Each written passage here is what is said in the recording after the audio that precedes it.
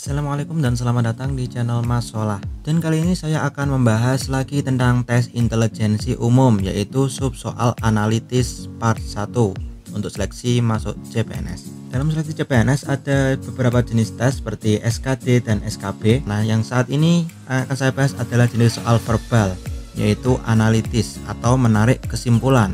Jadi pada soal analitis ini kita diminta menarik kesimpulan dari sebuah kondisi atau posisi yang bisa berupa urutan tempat duduk, urutan keadaan seseorang, kondisi posisi tertentu, dan lain-lain. Tujuan dari tes ini adalah melihat logika seseorang apakah dapat memahami sebuah kalimat atau menarik sebuah kesimpulan dari sebuah instruksi. Nah, langsung saja kita ke soal yang pertama. Ada 5 teman, yaitu Andi, Budi, Cici, Didi, dan Edo duduk dalam satu baris. Nah, kita diberikan beberapa syarat atau kondisi-kondisi yang harus terpenuhi. Yang pertama, Budi harus duduk di antara Andi dan Cici. Yang kedua, Didi tidak boleh duduk di posisi pertama atau terakhir. Yang ketiga, Edo harus duduk di posisi terakhir. Perintahnya adalah urutan duduk yang memenuhi semua kondisi tersebut adalah, kita diberi 4 pilihan A, B, C, atau D. Nah, menurut teman-teman yang mana yang sesuai? Silahkan bisa ditebak. 1, 2, 3. Nah, jawaban yang benar adalah A. Kenapa bisa A? Saya akan menjawab penjelasannya pada slide berikutnya.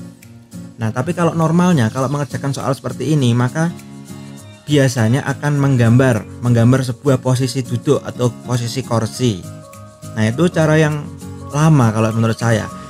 Saya akan memberikan cara yang cepat dan cara termalas, karena ini malas untuk menghitung. Jadi saya memberikan cara tercepat bagi teman-teman, karena waktu mengerjakan soal ini tidak banyak, jadi harus dikerjakan secepat mungkin. Bagaimana versi saya mengerjakan soal analitis? Jawabannya adalah, yang pertama, kita harus menfilter dulu perintahnya. Kondisi-kondisi apa yang harus terpenuhi? Di sini ada 3 kondisi. Nah, soal-soal yang diberikan nama itu biasanya nama-namanya itu bisa dirubah menjadi inisial. Nah, contohnya soal ini, nama-namanya itu bisa diubah menjadi A, B, C, D, dan E. Setelah kita rubah menjadi huruf abjad, kita pilih atau kita seleksi dari A, B, C, D, dari opsi pilihan A, B, C, D, mana yang tidak memenuhi syarat. Kita harus melihat satu persatu. Yang pertama, Budi harus duduk di antara A dan C. Nah, teman-teman harus memahami maksudnya di antara A dan C itu apa. A dan C itu berarti B berada di tengah-tengah A dan C. Bisa C, B, A, bisa A, B, C. Nah, itu semuanya sama saja. Nah, berarti kita harus melihat A, B, C, D, E mana yang hurufnya A, B, C. Kita lihat B-nya di antara A dan C apa tidak. Oh iya, berarti ini benar. Yang kedua, yang B, B-nya di antara A, B, C atau tidak. Oh tidak, berarti B salah. Yang C, B-nya tidak berada di A dan C, berarti salah juga. Nah ya, sayang D, B-nya berada di antara A dan C apa tidak? Oh ya, C, B, A. B-nya di tengah-tengah C dan A. Berarti jawabannya bisa A, bisa D. Nah, kalau kita memiliki 2 jawaban yang benar, berarti kita harus melihat opsi kedua. Melihat ini perintah yang kedua.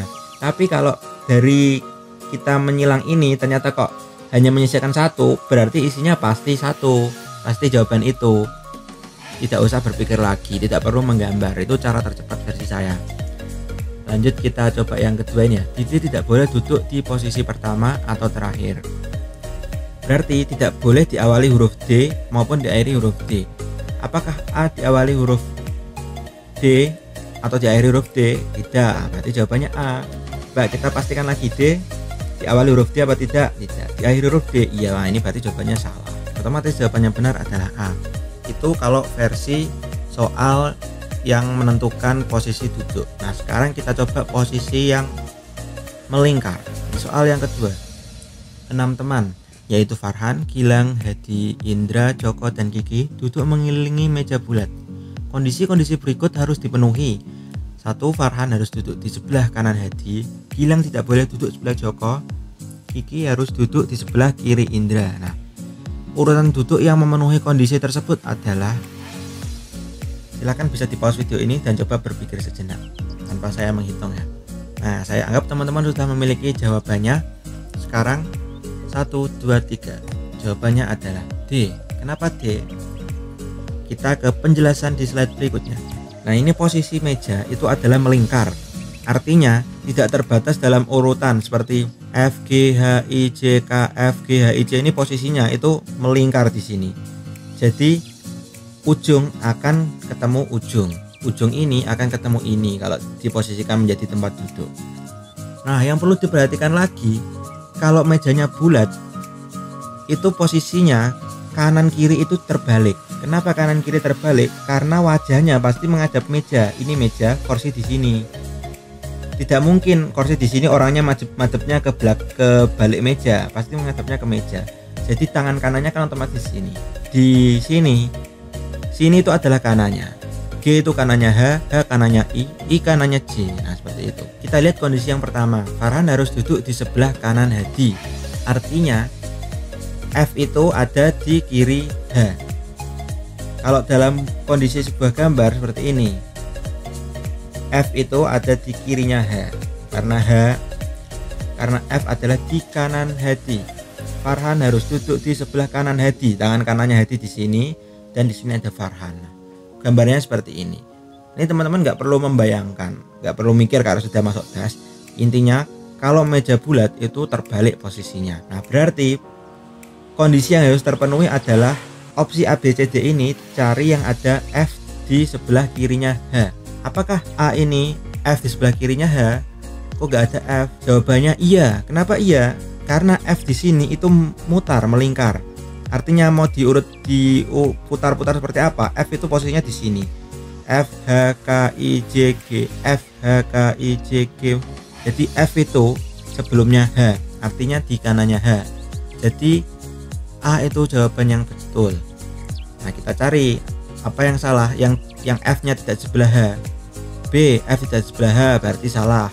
C juga begitu. Apakah F berada di kirinya H? Nah, ternyata F itu berada di kanannya H atau di tangan kirinya H. Kalau posisi meja bundar itu kebalik. Nah, tetapi kalau teman-teman nggak mau pusing dengan membaca perintah pertama, anggap saja ini juga benar, nggak usah dipikir. Nanti kita sisakan. Nah, ini H juga sebelahnya F. Oke, berarti D juga sama. H sebelahnya F, berarti yang salah B. Kalau sudah ketemu ini, kita akan tersisa 3 opsi. Kita lihat perintah yang berikutnya. Gilang tidak boleh duduk di sebelah Joko. Berarti G itu nggak boleh di sebelahnya J. Nah, ini AG sebelahnya J ya, berarti salah. C, G sebelahnya J, wah salah. D, G tidak sebelahnya J, oh berarti yang benar adalah D. Itulah kenapa jawaban yang benar adalah D. Jadi kita pakai sistem eliminasi soal, eliminasi opsi atau pilihan A, B, C, D. Nah, kalau seperti ini kita nggak perlu melihat perintah yang ketiga, karena pasti Kiki akan duduk di sebelah kiri Indra. Kiri Indra itu berarti kalau mejanya bulat di kanannya I ini ya. Sudah sesuai semua, berarti jawabannya adalah D. Soal yang ketiga ini sedikit agak berbeda. Soalnya adalah 6 teman, yaitu Andi, Budi, Cici, Didi, Eko, dan Fani duduk mengelilingi meja bulat. Sama-sama soal meja bulat ya.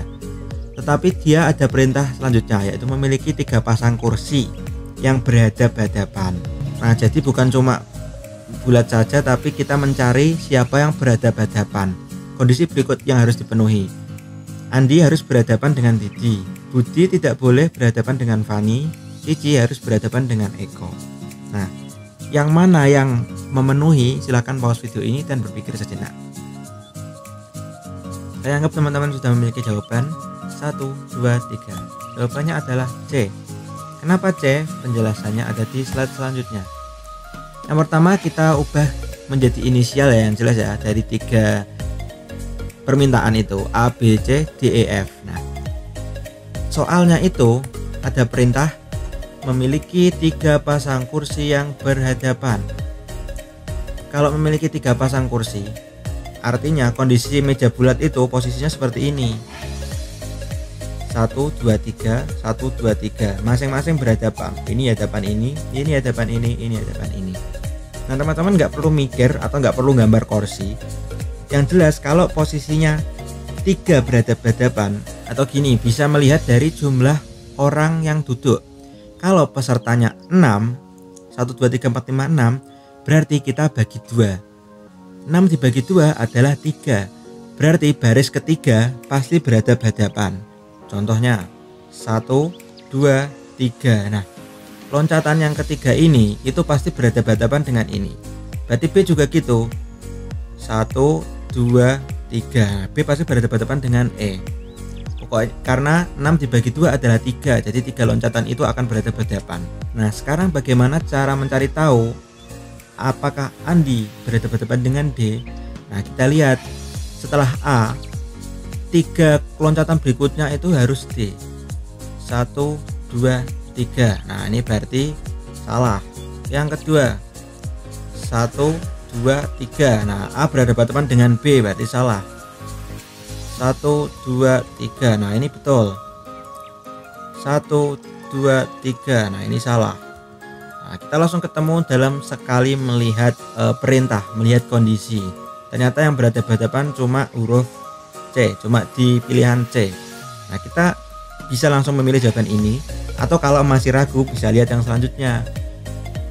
Budi tidak boleh duduk berhadapan dengan Fani. B, coba kita lihat 3 ya. 1, 2, 3. Oh, ternyata B berhadapan dengan E, bukan dengan Fani. Berarti yang benar memang C. Nah, demikian pembahasan soal analitis part 1 atau cara mengerjakan soal analitis dalam tes intelijensi umum seleksi CPNS. Semoga video ini bermanfaat bagi teman-teman yang sedang belajar, dan bagi yang mau belajar tentang pembahasan soal lainnya bisa klik tombol di pojok kanan atas. Jangan lupa klik tombol subscribe dan juga aktifkan lonceng di sebelah tombol subscribe supaya tidak ketinggalan informasi seputar ASN, baik CPNS maupun P3K. Saya Solah, assalamualaikum warahmatullahi wabarakatuh.